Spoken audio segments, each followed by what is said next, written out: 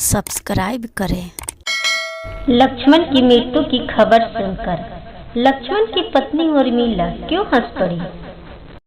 जय श्री राम। स्वागत है आप सभी का मेरे चैनल में।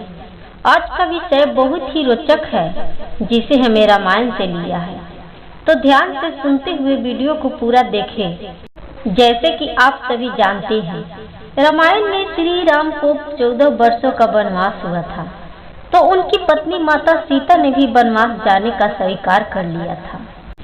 तो लक्ष्मण जी भी वन जाने के लिए माता सुमित्रा से आग्रह ले ली। फिर पत्नी उर्मिला के कच्छ की ओर बढ़ रहे थे और सोच रहे थे कि माता से तो आग्रह ले लिए, मगर उर्मिला को मैं कैसे समझाऊंगा। अगर हमने बताया तो साथ जाने की जिद करेगी और कहेगी कि यदि सीता जी अपने पति के साथ जा सकती है तो मैं क्यों नहीं जाऊंगी।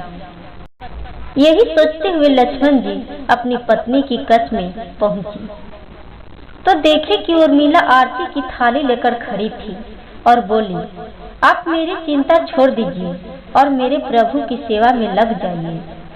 मैं आपको नहीं रोकूंगी, मेरे कारण सेवा में कोई बाधा न आए, इसीलिए साथ जाने की जिद भी नहीं करूंगी।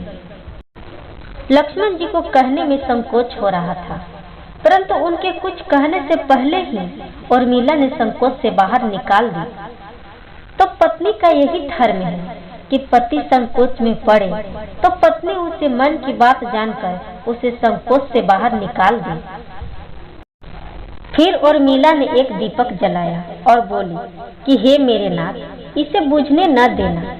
फिर लक्ष्मण जी तो चले गए, मगर उर्मिला ने 14 वर्षों तक कठोर तपस्या की। फिर वन में लक्ष्मण और मेघनाथ के साथ युद्ध करते हुए लक्ष्मण जी को शक्ति बाण लग जाती है। तब हनुमान जी संजीवनी बूटी लेने के लिए गए थे। तब उधर से पहाड़ लेकर लौट रहे थे तो बीच अयोध्या में भरत ने उन्हें राक्षस समझकर बाण मारे। तब हनुमान जी नीचे गिर जाते हैं। फिर हनुमान जी ने भरत को सारी कहानी बताई। मेघनाथ के शक्तिवान लगने से लक्ष्मण जी के प्राण संकट में हैं। मैं उनके लिए संजीवनी बूटी लेने आया था। कौशल्या और सुमित्रा माता सुनकर रोने लगी, पर उर्मिला ने सभी बात जानते हुए भी वहीं पर खड़ी खड़ी हंस रही थी। तो हनुमान जी ने अचंभित हो गए और बोले कि आपका पति के प्राण संकट में है, फिर भी आप हंस रही हैं। तो उर्मिला बोली, हे हनुमान, मैं चिंता क्यों करूं? मेरा दीपक संकट में है ही नहीं, तो मेरे पति संकट में कैसे हो सकती हैं। अब रही बात सूर्योदय की कि जब तक आप वहां नहीं पहुंचेंगे सूर्योदय हो ही नहीं सकता। वो भगवान के गोद में सोए हैं, वे दोनों लीला कर रहे हैं। मेरे पति की हर श्वास में राम है, हर धड़कन में राम है, उनके रोम रोम में राम है, और जब उनके शरीर और आत्मा में ही सिर्फ राम ही राम है, तो शक्ति राम जी को ही तो लगी है, दर्द राम जी को ही तो हो रहा है। इसीलिए हनुमान जी, आप निश्चित होकर जाइए, सूर्योदय नहीं होगा।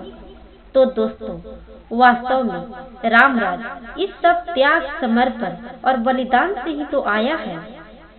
ये कथा आपको कैसी लगी आप हमें कमेंट में जरूर बताइएगा, और कमेंट में जय श्री राम जरूर बोलिएगा। धन्यवाद।